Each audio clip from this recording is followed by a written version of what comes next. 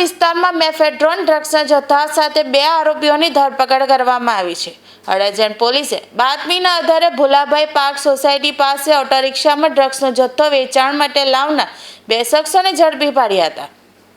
પોલીસે તપાસ કરતા આરોપીઓ પાસેથી અંદાજે 9.370 ગ્રામ મેફેડ્રોન ડ્રગ્સ મળી આવ્યું હોવાનું સામે આવ્યું છે.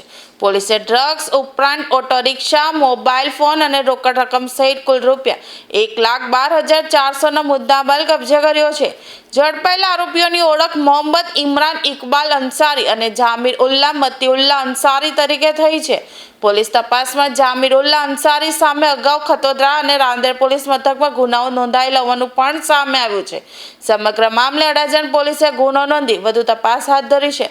ડ્રગ્સના જથ્થાનો સ્ત્રોત અને કોને સપ્લાય કરવાનો હતો તે અંગે પોલીસ તપાસ કરી રહી છે.